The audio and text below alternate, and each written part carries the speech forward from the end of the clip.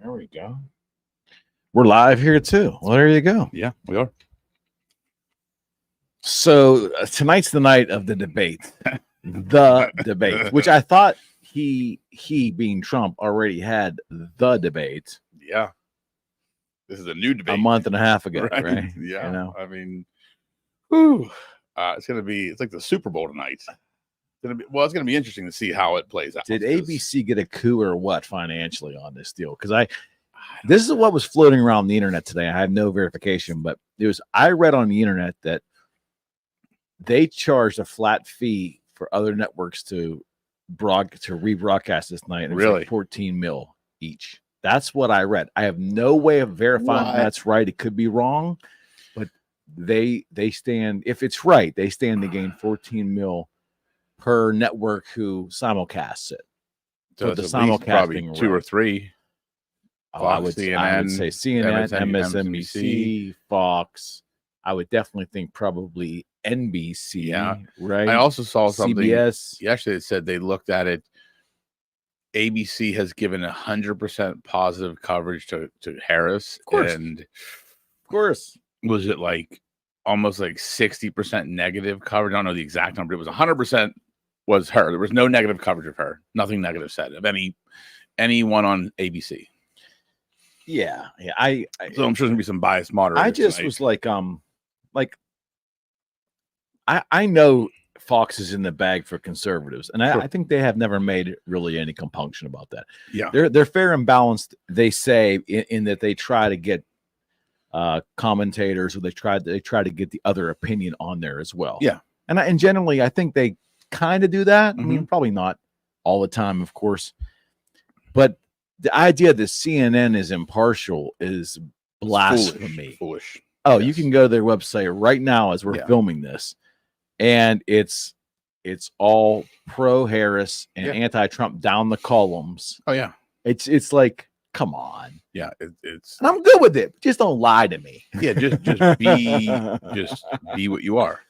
Yeah, at least MSNBC, they're what you're getting with them. Yeah, they're radical 24/7. Yeah, and they 100%. Make no bones about that. That's that. They don't have much of an audience, but that little niche that they have that lives that way, keeps them afloat, I guess. Or NBC underwrites it, or Microsoft underwrites it, or whatever.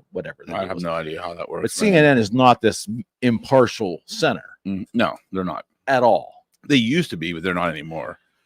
Oh, you think they were? I mean, I think their intention was to be that, and I remember when I was in law school watching them, like during the war. Like I felt like it was impartial, or they hit it well. Yeah, or they hit it better. Exactly. But I mean, now it's just, part of me doesn't even want to watch debates. I just want to stay out of all this shit. But it's also, I feel like it's going to be such a train wreck that it has I have to watch it.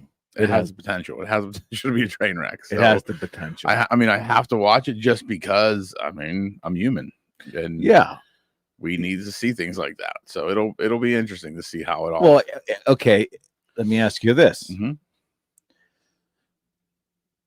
We talked so much on this show because this show existed before the pandemic, and after the pandemic, So much of what we talked about is like the differences between it. Do you think that?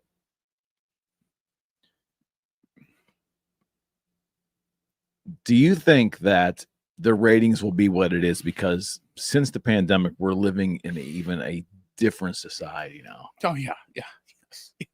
Like Tiger King, I think, was this weird thing that we used it to get through the pandemic initially, but I think it's more of a. I think that show is like a benchmark to a degree. I think that we shaped our viewing, or maybe our disillusionment with reality. Yeah, kind of starting with that goofy show. Yeah, that's a good. It's a good measurement stick in time, because that was we all joke like, we couldn't look away. We'll never get that time back, but we all watched it.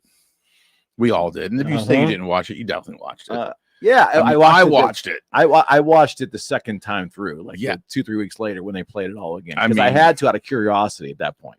Purely out of curiosity. So I think people are now, again, I think people are more curious now because we don't know what's real. Right. Like I was listening to, I think it's Joe Rogan's podcast. They were talking about like Rick Rubin, and I want to read his book. Yeah, I heard yeah, I yeah. heard his new book's really good. But they were talking about how he's a very grounded individual. He's cerebral. Yeah, and they said he loves pro wrestling because he knows it's fake. And just in like, it was a statement made, but I remember thinking that through, and I'm like, yeah, like there's no questioning of it. Like, you know exactly what it is. It's very hard to find that these days.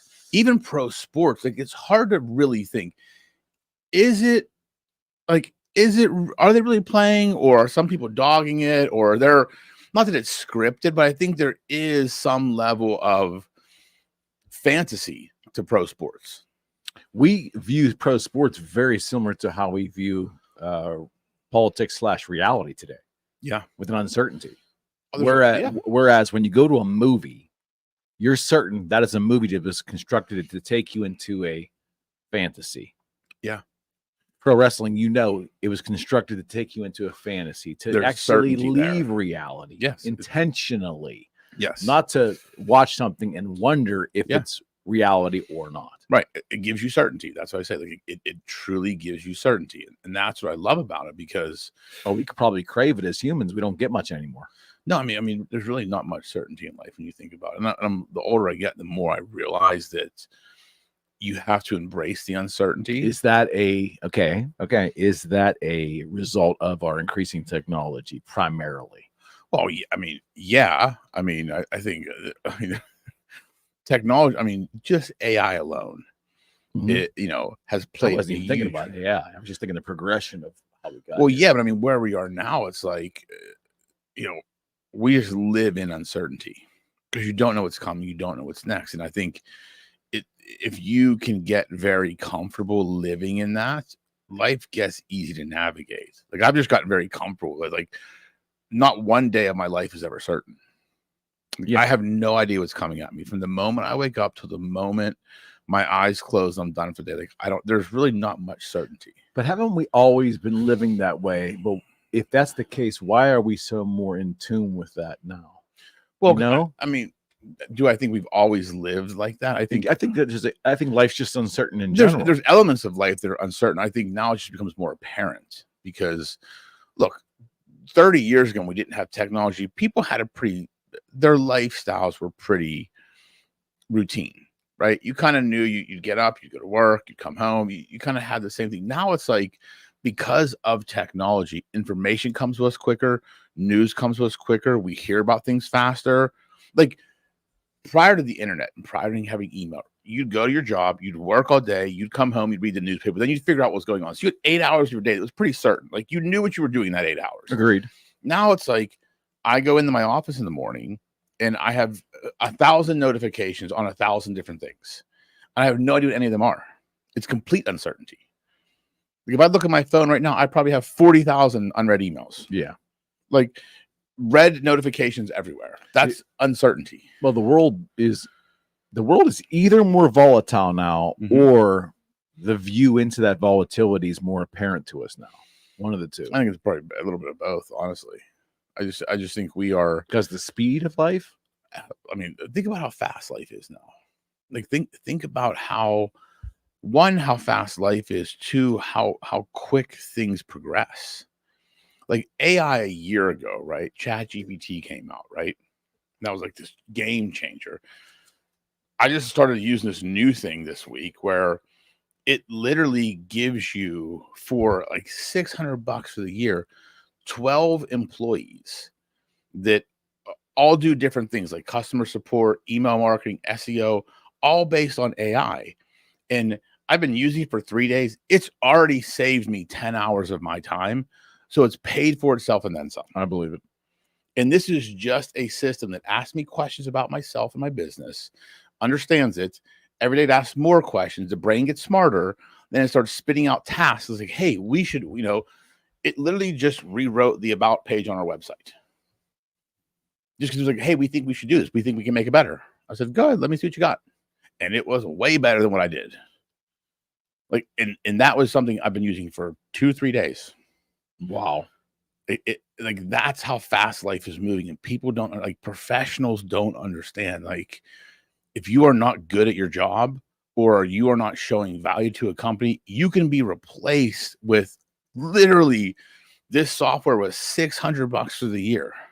Yeah. And it has literally these it's like a data analyst, business development, customer service, virtual assistant, SEO specialist, social media manager, copywriter, email marketing. So all of this stuff can be done in the more input you put in about your business, It learns. the smarter it gets. Yeah, it learns. So that's the thing. Like that's what's happening in the world. If you're not awake and looking at it, you're going to be replaced so fast.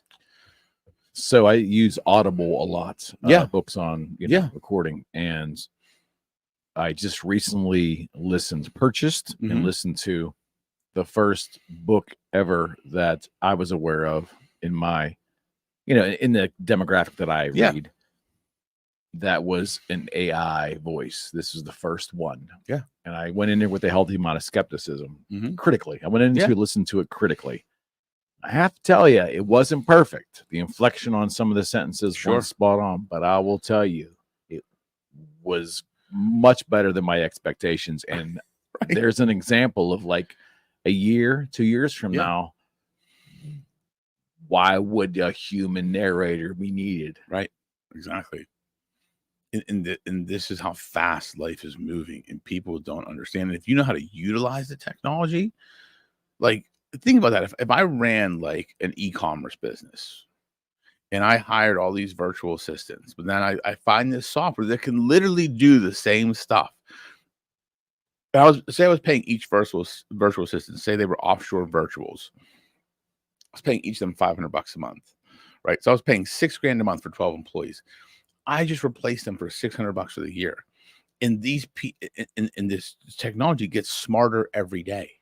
It asks you 10 new questions every day. Yeah. It has like 12 new ideas every day. And it's like, holy shit. Like I had no idea what to think about this. Yeah.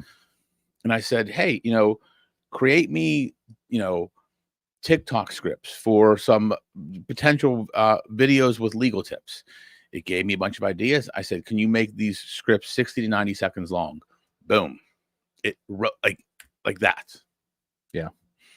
That's what's happening in the world right now. Yeah. And that's why there's so much uncertainty. Well, once these AIs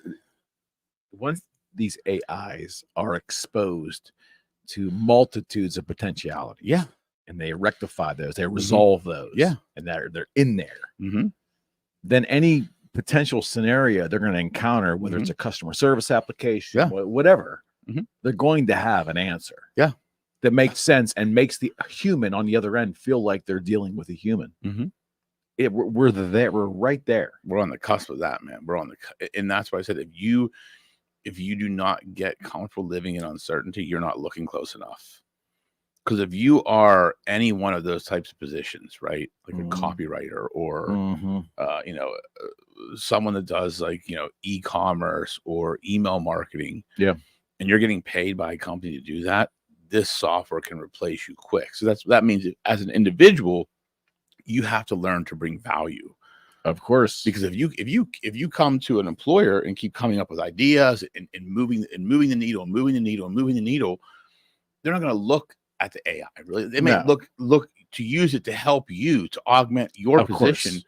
But if you're not doing certain things, and a business owner takes this AI and says, "Well, wait a minute, 1,000,000%.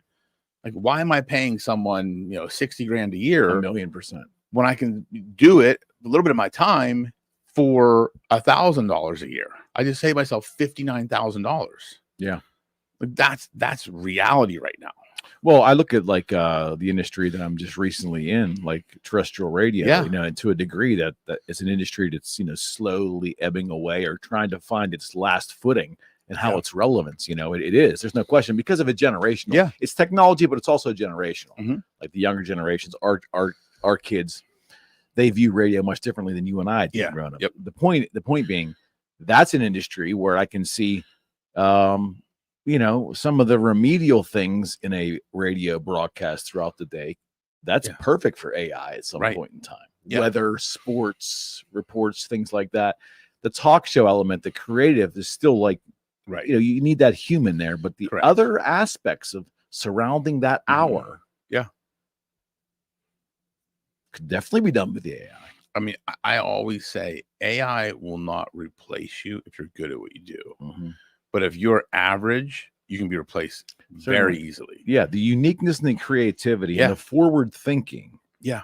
If that's there in the employee, that's a value. Yeah. That's the only thing left that the human can deliver. That's exactly right. That is exactly right. Because everything else can be artificially created and manipulated and used. In work ethic, that's the other thing too. Like AI will do what you tell it to do, but it's not going to just keep working for you. If you're an employee and you bring those two things you said, and an above average work ethic, meaning you'll go above and beyond. You're not running out the door at 5 o'clock like the building's on fire, and you're actually doing what needs to be done when required, and you bring creativity and some forward thinking to the table. Yeah, you'll be utilized by that company. But if you don't bring those things, you can be replaced instantaneously. Do you think that the intuitive nature of the human versus the intuitive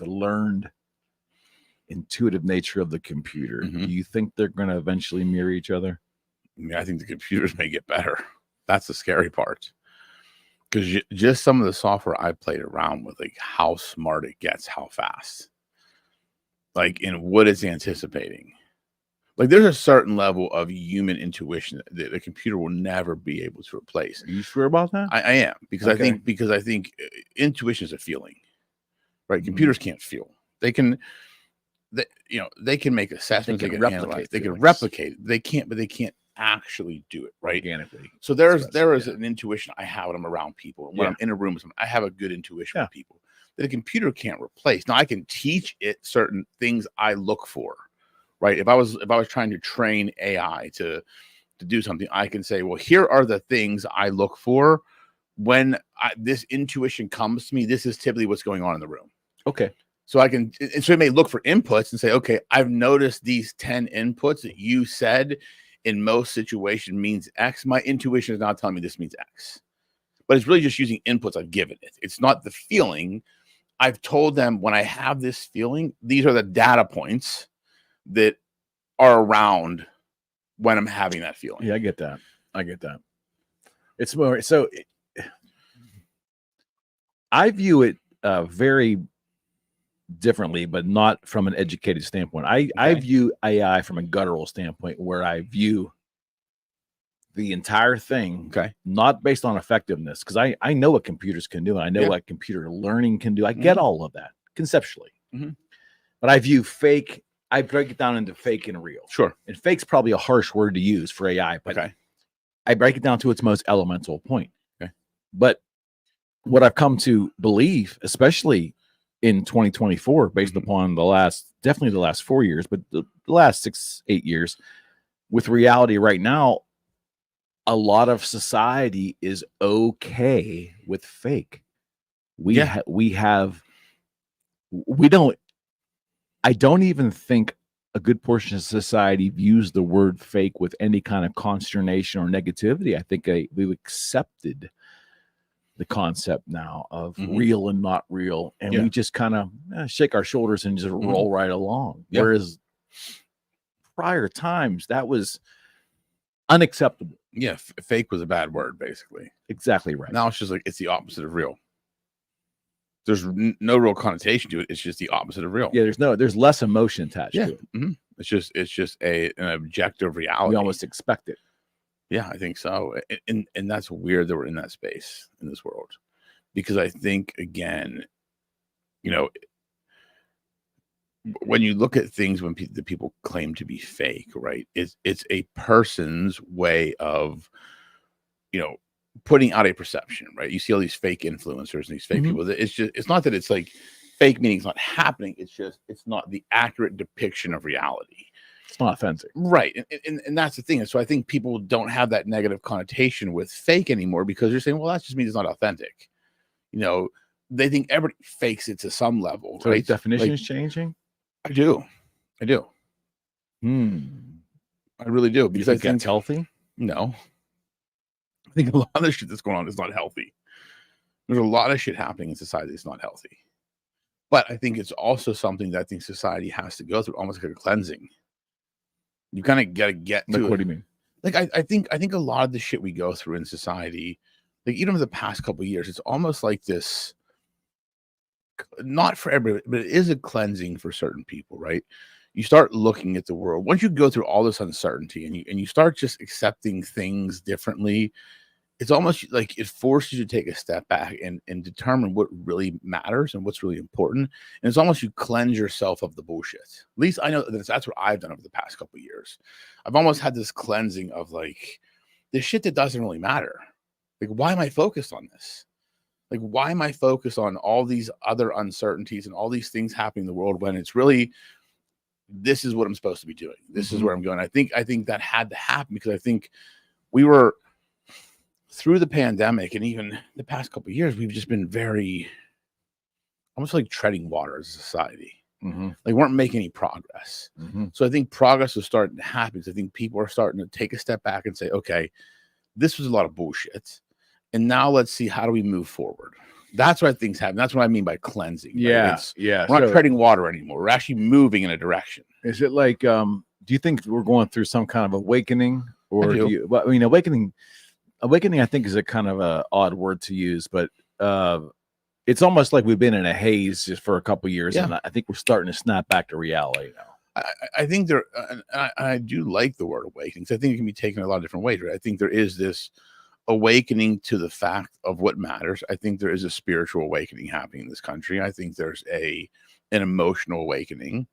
I think there's a common sense awakening that's coming as well. I think people have just, because you see all these companies now getting rid of the initiatives they had in place before, because they're like, not that the initiatives were bad, it's just, but they weren't based in reality. They weren't based in reality. They were based on purely just these whims. Things. Yeah. Like whims. Just put the best people in place. Yeah, we kind of lost our mind there for a couple of years. Yeah. You've been saying this for a long time. And you think back at that though. You have, it's like, yes, collectively it would be safe to say, if you look at it, 1,000-mile view in, we probably lost our mind, and it's like a big social experiment. You shut down the world for a couple months and see what they do. I mean, and this is what came out of it. Yeah. Crime isn't crime. More police won't reduce crime. Just take that element alone, right? That in and of itself. And then the little arteries of like things that spurn from that. Yeah. Some movement, some kind of raising, in some instances, raising awareness of certain things that probably need aware of. But it's like the gender twisting and manipulation and all this stuff. It's just turning the world on its head. Yeah, in certain ways, and then seeing how they react. It's almost like we were like orchestrated. Like, it almost gives you the feeling that it was orchestrated, and we were disrupted, and then we were used for an observation almost. Yeah. Yes. And to the crime piece, like, that's the part that blows my mind the most, where we are. Like, because I remember growing up, like, the police were there to protect, right, and eliminate crime. And if they saw crime, they did something. Believe they're there for that, right? I was talking to a gentleman earlier today, and we were talking about Austin, Texas, because I'm going there in a couple weeks for a conference. And he was saying, like, Austin. He's like, last time he was there, he's like, there's like a bunch of homeless tents. And he's like, and there's cops right outside. They say, hey, don't walk in the tents because they'll rob you, and we're not going to do anything about it. So they're like, hey, we know these people are going to commit a crime if you walk there, and we're not going to do anything about it. Like, to me, that just blows my mind that can even be said to the general public. Okay, great point. So let me give you a question that I have posed on this podcast, never to you, I don't believe, but I've always had a unique opinion of something, and it's for perfect timing. It's going to require you to dispel reality for a moment. Okay. But is it necessary that crime exists or is tolerated anywhere in our society? Why should you not be able to walk down, I don't know, the center of the most tough neighborhood in the world at 2:30 in the morning, no gun, no self-defense. Mm-hmm. Why should you feel any different at that moment than you do walking through Moon Township on a Sunday afternoon? Okay, you should. Why do we tolerate those differences as a society? Why do we bend to the concept that there's bad areas and good areas, and there's good times of day to be out and bad times of day to be out? And why is any crime, a physical crime like that, tolerated? And do we as a people, do we have the mechanism in place to stomp that out if we really wanted to? Okay, so there's a bunch of questions in there, the way I look at it. So tolerated is, I don't know that that's the right word. I think it's, crime is just, there are evil people, and we're never going to be able to eliminate evil people. People are always going to commit crimes, right? Like, that's the whole gun debate, I believe. They say, okay, people are, if they want to commit a crime, they're still going to commit a crime. Well, they'll use a butter knife if they want to. Right. Like, that's the thing. It doesn't stop killing. It stops killing with a gun if they can't get access to it. But a criminal is still a criminal. They're still going to do what they want to do. If they want to kill somebody, they're going to do that. They're going to find a way, right? So there's that. And I think this is tough because when you say, like, why do we tolerate different areas are good, different areas are bad? It's like, we're historically looking at objective data. Like, that's how I look at it. Like, we say this area is bad because historically crime has been committed in this area over this area. So why don't we fix that problem? Well, I mean, how do you fix it? Oh, I think there's probably lots of ways, but it requires a lot of money and a lot of different kind of policing. But if we really wanted if we really wanted it to be crime free, we're Americans, we're humans. We could do this. We could enact. We could enact. I don't know if it's even. We wouldn't even need laws. Just appropriate enough policing to go in there and shut down. It's insane to me in 2024, and this is how I felt for a long time. And it's a tough argument to have, but why is any place in this country crime ridden? Why is any place in this country unsafe at any time of day or night? Why? Why is that? Why do we tolerate that as society? And I'm only talking about the United States. I'm not talking about other countries. We have the ability to stop that. Well, we say that, but we're not. So we don't have the ability. Well, so, I don't. Not completely. But I mean, but think about it this way. So let's break this down a little bit. One, the federal government is, there's a states right and federal rights question there, right? We send a lot of money overseas, which we shouldn't. We should be spending all the money at home. Two, if you take areas that are high crime areas, you may not have enough people wanting to be police in those areas. That's why there's high crime, right?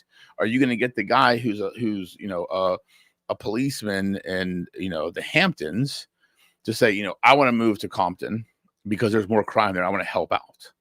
Unless you're paying him 5 times the amount of money, probably not.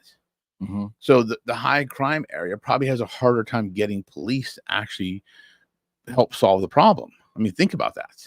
I think you're right, but I would my counter would be that it goes back to my original point that we are okay with it. Then we are okay with knowing that certain places are not advisable for someone to go. We're in society. We are okay. Well, I don't think we're okay. It's just you and I can't do anything about it.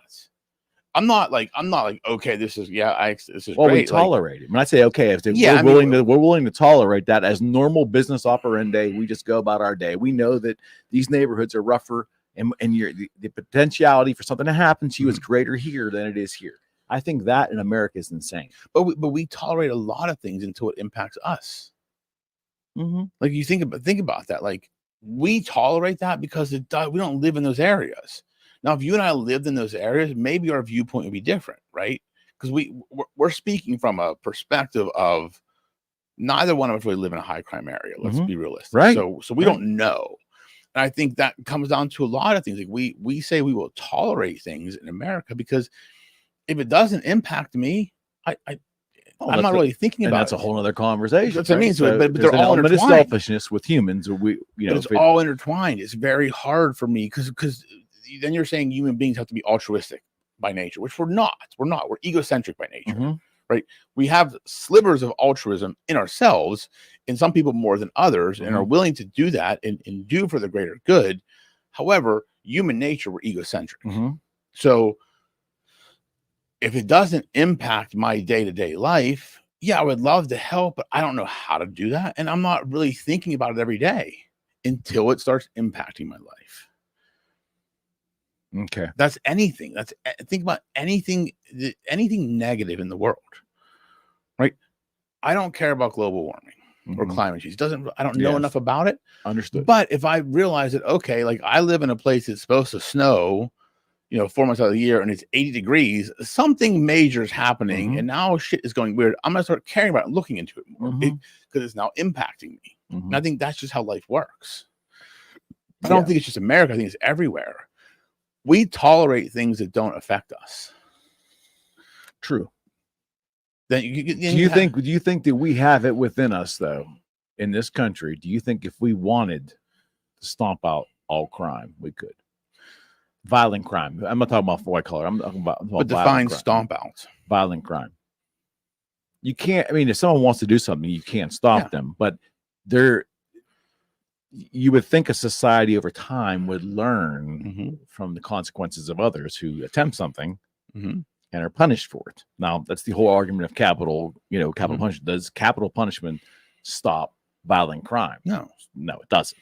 It doesn't. But and that's even a deeper conversation. Why doesn't it? Because logic would tell you it probably should learn behavior, the whole bit. But there's also the mental health argument when it comes to criminals. Are criminals mentally wired the same way? It's a good point. As non-criminals, right? They're not wired the same way potentially, and they're going to commit the crime. They're not going to have the same thought process we do of like, oh shit, that's a consequence of me doing this.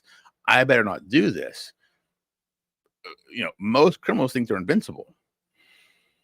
Do you remember a movie that Tom Cruise was in? I think it was called Minority Report. Yeah, I remember that. Yeah. Where they were predicting crime. Yeah. And they were arresting people before. That's not the dystopian future I'm talking about. But what I'm saying is that we seem to tolerate a certain level of violent crime in this country. Yeah, we do. We'd rather spend more money on other things with our tax dollars than more policing, which to me, and I've always felt this way, is absolutely insane. And I agree with that. Look, I think the government's money should be spent at home, taking care of veterans, taking care of children, taking care of the homeless, taking care of lower income. Like we shouldn't be spending a dime outside this country until our problems are fixed. We have spent over, I don't know how many billions now, but the number is not millions, billions in Ukraine. Right. Why? Billions. And like you said, from day one, 95% of Americans could not hold including myself, a detailed intellectual conversation on the history of the war between Russia and Ukraine. No, 95% of them couldn't point out Ukraine on a map. I don't even know if I could. If it's not labeled, I don't know it's near Russia. I don't know what side. I didn't have geography when I was in high school. Stop teaching it. Yeah. So that's the thing. But we're spending all this money. Like I said, what infuriates me the most is when I see people in this country hurting, especially veterans and especially kids. Like veterans and they put their life on the line for us, right? So they should always be taken care of. And then children, they can't help themselves. So we should be helping them. There should not be a hungry or homeless child in this country. There should not be a veteran that is not getting the best care in the world in this country. And the fact we're spending billions of dollars outside this country is absolute and utter bullshit. And that's the frustrating part. So, do we tolerate things we shouldn't? Yeah, probably. But okay. So on that premise of what you just said, because I fully agree with you, and I think most people, rational people, would. Yeah. What happens when these politicians go to Washington? And let's say a lot of them have this mindset. We're going to take care of our own. We're going to do this. Yeah. These major initiatives to redirect money back home. What happens where it just from year to year to year to year, it just doesn't get fixed? Do you want to know why? Do you want to know my reasoning? Of course. Absolute power corrupts absolutely. So if you are now in a position of power, if you solve the problems, you are no longer needed. So I think a lot of these politicians don't solve the problems because they want to preserve their power. Because truly think about that. Like, take a step back, not from dystopian or utopian standpoint, but if politicians all did what they said they were going to do, and the problems in this country were fixed, and the system was built as kind of a self-sustaining, self-governing system, we don't need them anymore. And despite my belief, politicians on both sides of the aisle, they're egotistical, they're somewhat narcissistic. You have to be a politician. And once they get that taste of power, it's hard to let it go. And the only way to keep that power is to keep having problems to solve. Or the illusion of a problem. Right. That's why there's a constant battle between party and party. One party takes over, then one party takes over. It's almost like a concerted effort in my mind. Like it's choreographed. Yeah. Yeah. Because again, when you have politicians who've been in government for 30, 40 years and have built wealth that most people will never see in their life, they're supposed to be a public servant. You're not serving the public by getting wealthy in politics. You serve the public by coming in, making change, making the country better, and getting out of the way for the next generation to do it. Mm-hmm. That's what should be happening, and it's not. And I think it's truly about preservation of power. Because of money. Yeah. So, I mean, money definitely is a big influence on that. I mean, think about all the companies that are in the defense world, in the healthcare world. They're, because if you look at healthcare, right, there are many natural fixes. There's many preventative things a human being can do to not need medicine. Yeah. But we don't talk about that. We have a pill that can fix it. And then when you get good things out there, the FDA gets rid of them, like peptides, right? Like peptides are these miracle drugs, right? That heal injuries, that can rebuild cartilage, but they're cheap to make, and no one makes a bunch of money off of them, and anybody can do it. So the FDA is like, we're going to pull those off. The ones that work, we're going to pull them off the market.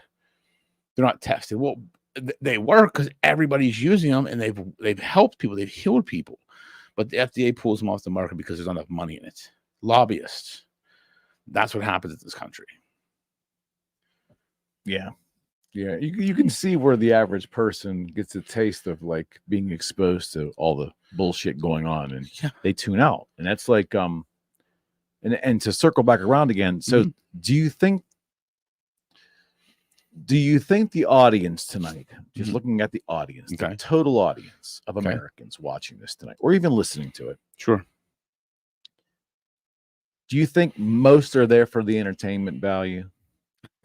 Or do you think they're looking to really hear something that will make them decide which way to vote? I think, I don't think that. I think if you take 100%, I think 30% are there for the shit show. Okay, so at least 70% left. 30% are there to, I want to know what these two are about. I'm going to make a decision. You think 30%? I'm being generous, but we'll say that. And then the 40% left, I just want to hear my side. I want to hear my side support what I believe. I think that's most of them. I mean, that 40 may is be. most. 40 is most of that equation you gave, but I really believe. I mean, maybe it's 60%, 20-20. Yeah, I really think most people are looking for belief validation. I mean, absolutely. And this is another anchor of that. Yeah, original thoughts gone. Like we talk about that all the time. Yeah. Like people aren't, and again, and I used to be that way, right? I used to want my beliefs validated, but now I try and take a step back and I say, what is best for the country? What is best for my situation? What is best for my business and my employees and my family? Like, who's the best candidate for that? Yeah. Now, so let's talk about that for a second. So during the pandemic, you and I did some podcasts right early on. I remember being moved by one of our conversations, and I said, the one thing I say is I look to get an even-handed opinion of things, and we all had time on our hands. We're laying around the house watching TV. Yep. So I said, look, I'm watching CNN, I'm watching Fox, and I'm listening to different things, but really, I'm leaving MSNBC out. So I really need to include them, I think, with the overall. So I really have an understanding of all sides. Okay. But I have to tell you, it's a human experience, I think, that when we hear and see things that are so diabolically against our belief structure, we don't yearn to do a deep dive. Take a nope. I challenge you to do this, and it's a challenge. I got a very good friend of mine who's been a staunch conservative his whole life, going back to when we were in the 80s, we were like young adults dating ourselves. When Bill Clinton's book came out, 2000, 2001 or whatever, I saw it on his coffee table, and I was like, what the hell is this doing here? Yeah. And he goes, aren't you curious how that mind works? Aren't you curious about that story? And I remember having that little epiphany, like, wow, Eric, you are so closed-minded. Are you afraid of hearing something different against your own beliefs? It was a moment for me. But I learned at that moment, like, I have to be able to open myself up. And I did this during the pandemic. But conversely, when I went on MSNBC and they were talking about all the gender issues and just the anti-police, it was so gutturally offensive to me that it was hard to sit through it. Yeah, I understand that. I admit it. Yeah. It was hard. I'm the same way, because look, I believe in being curious, right? Like I live curiously. I always ask questions, to the point where some people think I'm criticizing. I'm like, I'm just curious. I'm just asking questions. Yeah, I want more information. I get that. But yes, there were things like that. It's just like, what, with, like, I get what you're saying. Like, I get, like, there are certain things that just make no sense. Yeah. It's like, and the only analogy I can use for me is similar to the music analogy. Like, I think I got a pretty wide palette, but like deathcore and death metal and gore metal and all that stuff, it's like that far extreme is just so distasteful. I don't want to spend time ingesting it. Do you know what I mean? Or conversely, all way on the other side, like K-pop, Korean pop, and all that stuff. It's just so. It's not even distasteful. It's just nonsense to me. Yeah, but I don't want to ingest it because it's a waste of time. Yeah. Do you know what I mean? Yeah, I know. And that's kind of how I feel with news sources or sources of information. I have to be careful of where I go. I agree completely, because again, like, I believe in. Again, the older I get, the more I've realized that my brain only has so much space in it, and I can either fill it with positive shit or negative shit. Exactly right. So I try and fill it up with as much positive shit as possible, because the moment I let negativity in, something positive has to go out. Exactly right. So I just try and say, like, what, I'm curious, so I will watch certain things, but I a lot less news than I used to. Yeah. Because to me, like, if it's important, I'll hear about it. But I truly try and surround myself with and fill my brain with positive thoughts. Of course. And that helps tremendously, because when you look at some of that stuff, you're like, what the and then your brain goes down this rabbit hole of, it's actually dangerous. How did we get here? It's actually dangerous. It is. Like, I get that, that point with a lot of issues out there. I'm like, how did we get here as a country? Like, it makes no sense to me. Then I'm like, no, I'm just going to stay, positive vibes only, just stay above the fray. And and that takes work. It does. And it takes work to the point where I don't think a lot of people want to invest the effort to do it. No, because people like controversy. They like to complain. Negativity is comfortable for them. Like that, I think it's become the norm. That's what I mean. Like, it's about your point. I think negativity has become the certainty. It has become the comfort. Positivity. I hope you're wrong. But think about it. I don't think you are, but I hope you're wrong. If negativity has become the certainty. Observe people take the next week. Observe people. How many people do you observe complaining compared to praising someone or being grateful for someone? Like, just over the next week, just watch people in your life, that your work, friends, family. How many people complaining to being grateful or encouraging someone else? I guarantee you'll see more complaining than the others. Yeah. I've been observing that in my own life, and it's like, holy shit, I didn't realize, like, how much of that is around.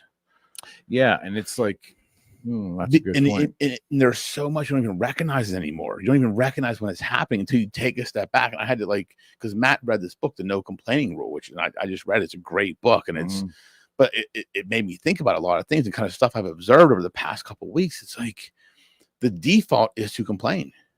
And it's in the way the book talks about, it's like mindless complaining or constructive complaining.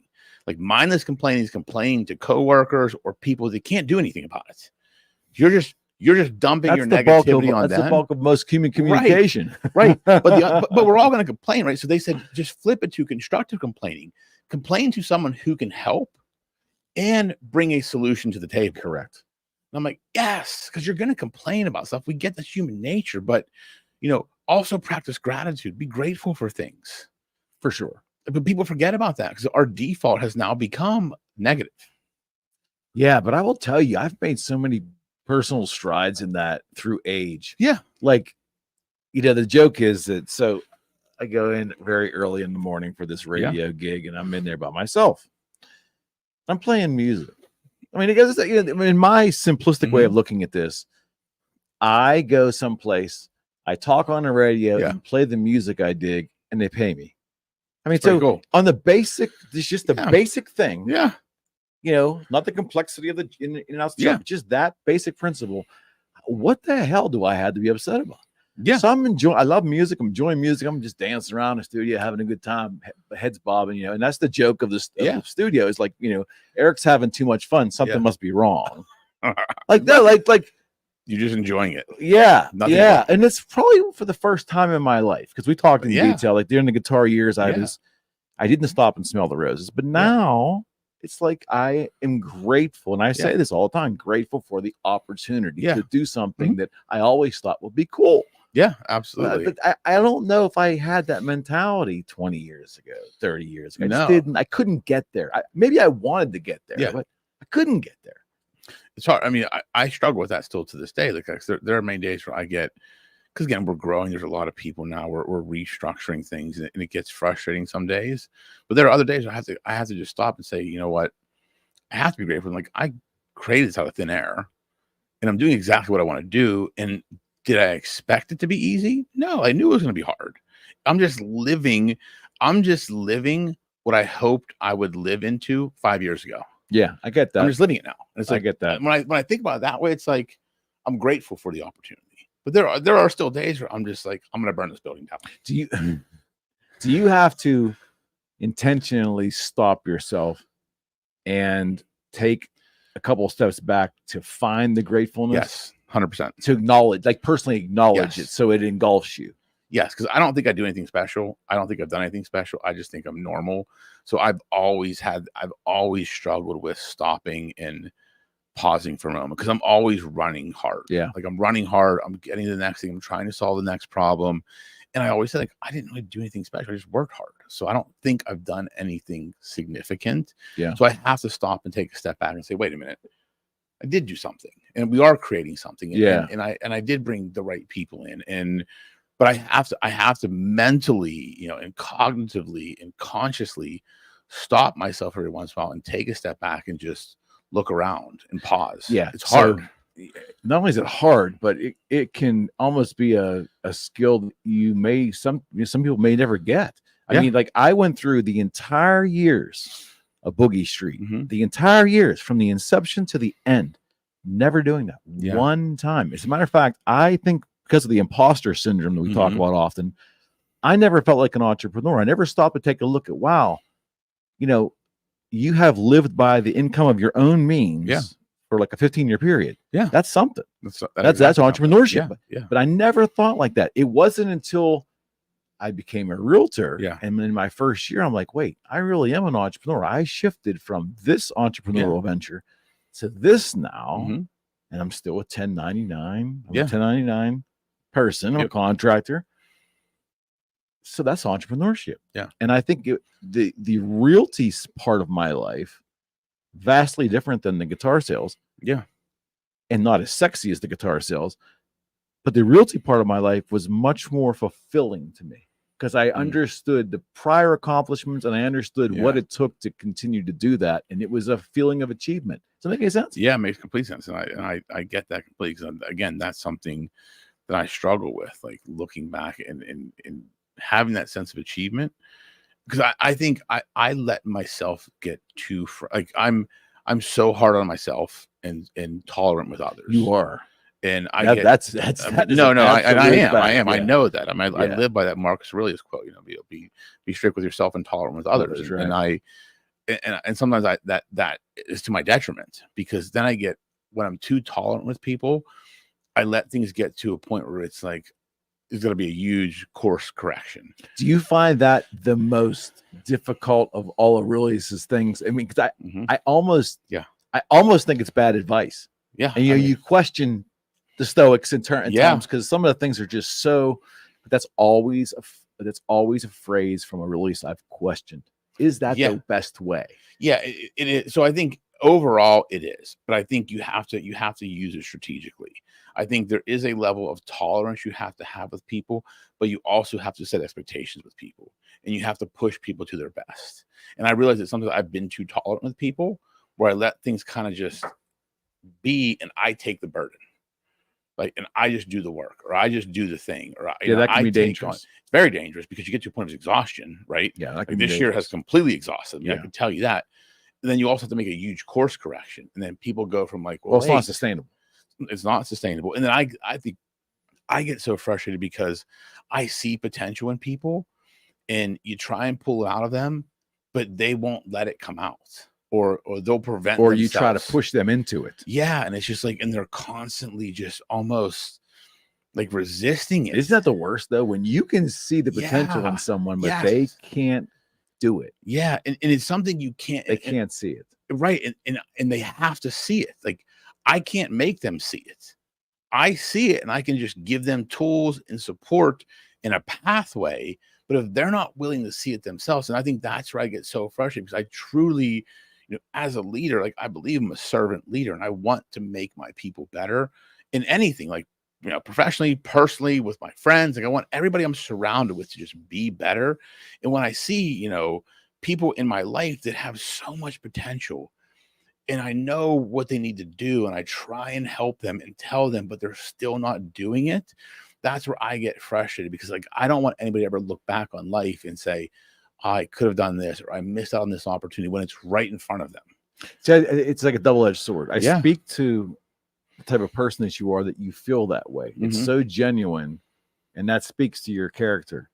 And then at the same time, that mindset will fucking kill you. Oh, yes, 100%. But I've also, like, again, like, yes, this year has definitely whooped my ass, but I've also learned to take better care of myself. And I've prioritized, like, mental health, physical health, spiritual health. Just completed a Tough Mudder, I see. Yeah. Well, yeah. My ankle's wrapped right now. God bless you, man. both my big toes are about to fall off. I mean, Gabe did it too. Yeah, Gabe did it. A couple of my friends. It was fun. Two funny stories. One, I'm the only person that fell on like every big hole in the course. Like, there were just like naturally big holes of just, I would just fall in them. Like, people would walk around, boom, gone in a hole. Other part. So this course was tough. At one point in time, we're walking, it was like long stretches through the woods, like uphill. And there was this like one spot where it was like muddy. And I saw people walking through it and getting through it. So I'm like, and I was behind everybody. So I start walking through it, and it's like quicksand. My feet get stuck. And so I like yank my legs out, and both my shoes are stuck in the mud. So literally, I pull my shoes out of the mud, and they're like full caked with like almost like cement. I had to walk barefoot for at least a mile through the woods uphill until I could get to a water obstacle to get the mud out of my shoes. My feet have been killing me for 2 days. Wow. Like, they hurt so bad, like so bad. Just think about walking through the woods, slippery, rocky terrain. Yeah, I can't. Slightly uphill for at least a mile, if not more, with no shoes on. Yeah, no. I was just like, and these people do this stuff willingly. But here's why. I'll tell you why. I'll tell you why I do it, because the guy at the beginning, he like the MC, like this black guy, he's such a charismatic guy, and he talks about the community And what I love about it, he's like, everybody here, he's like, you're all one team. There's no competition. He's like, this is a community. And he's like, you help one another. He's like, you are the leaders. You are the people in this world that chose to do something hard when no one made you do it. And he's absolutely like, the country needs more of this. The country needs more community. The country needs more leaders. And it's like this. I get it. Just talking, it just like gives you the chills. And it's like, that's why you do it. Of course. Because just to do something hard. Well, to test yourself. Need people willing to do the hard things in life. Correct. And that's where willingly and joyfully. Yes. Yeah. That's the thing. Joyfully. Like not begrudgingly. Like, yes, while we're on the course, I'm like, F this, like I'm starving. I was lightheaded at one point where Gabe's like, you're slurring your words, dude. I'm like, I'm not slurring my words. But I was so lightheaded because I ate breakfast at like 7 a.m. We didn't start till 10. And we were like, you were depleted. I was and they had one station on the course where you can get a banana. So I had a banana and some water to the point where like Gabe literally thought I was going to pass out. So it was, but then we got done with it. I ate a granola bar and I was fine. But it was definitely a tough one. It was I'm like, this is your third one? It was my third. Yeah. We're going to do it again next year. We said it's fun. It's just fun. It's fun because everybody's working together. Yeah. And it's like cool. The only problem I hated this year is like I couldn't do the hanging stuff because my shoulder, and those are the fun obstacles, like climbing up stuff. I couldn't do any of those. But the other ones, like just jumping through mud, climbing over mud, it's fun. But my arms are cut up, my legs are cut up. Both of my big toes are black and they're probably gonna fall off. Yeah, oh yeah, come on, man. Wow. I mean, it's a 15K with like 18 obstacles. It's 15K. 15K, it's 10 miles. Yeah. Yeah. We did. I think we finished like a little under 3 hours and 30 minutes, like 3:20. So how much of this you running? This time, so in the past, right, I felt like the stretches of running or like even walking were shorter because there was more obstacles. At one point in time, I know from mile 4 to mile 6, there was no obstacles. It was just walking or running through the woods. That was probably the longest stretch, like 2.5 miles. There were probably like mile stretches. Like the one I walked uphill barefoot for at least a mile. Yeah. It was, yeah. So we were beat up, man. I was beat up, definitely. I'm like, oh, my body is. So my question for you is, next summer, are you going to do the marathon? So it's funny. We just talked about this. Happy hour. Gabe's like, I can do a half marathon. I said, all right, let's say half marathon. Yeah, I would do it. I would do a half. I don't want to run 26 miles. Yeah. I don't like to drive 26 miles. But I would do a half. But I realized like I need to train for it. Like this time, I just said I don't need to train for the Tough Mudder. I just did it and we completed it. But it was definitely you're feeling next day because you're using parts of your body you don't normally do. Like when I first did the Tough Mudder, I trained for it and did like stuff to like prepare your core and the way you move, and I had no problem with it. Sure, I didn't have a problem this time. I'm just like my body hurts right now. Like I want to just go home and cry. No, I'm kidding. I don't want to do that, but my feet are definitely hurting. This was Sunday or Saturday? It was Saturday. Yeah. So you had a couple days to. Yeah, my feet. It's always worse like the second or third day. I mean, I woke up this morning and my ankle was. I had to wrap it. It was throbbing. But you only live once, man. Still put that dress shoe on. Yeah, it's on right now. You only live once, brother. I'm gonna keep pushing myself. That's the attorney, man. Well, that's just the competitive side of me. So, okay, because we'll wrap up by asking. I'm gonna ask you this question. Okay. What do you think is gonna happen tonight? A little Nostradamus going on here. What I want to happen and what I think are gonna happen are two different things. Okay. What I think is gonna happen is Trump will not be able to help himself. I think he will find an opening and just attack. Because I think if he sticks to policy and sticks to, you're saying you're going to fix all this shit. You had 4 years to do it and you haven't done anything. I think if he sticks to that. Well, they created some of the problem. Right. If he sticks to that, well, he wins. I think he's she bait him into it. That's what I think will happen. I think she will bait him into it. And I think that will be her strategy. So I don't think she can win on policy. I don't think she can win on a pure debate. I think she will strategically say things that seem like gaffes that'll be to bait him. That's what I think will happen. And part of me thinks he will fall for hook, line, and sinker. Either way, shame on him. I'm going to be watching it like it's a Super Bowl, man. It's going to be fun. I can tell you that. All right, partner. Yeah, it was a good one. Until next week. Definitely. Thank y'all. We're back. Yes. Took a week off. We had to. We're human. We got lives. Yeah, shit going on. Definitely. All right. We'll see you next week. We'll see you.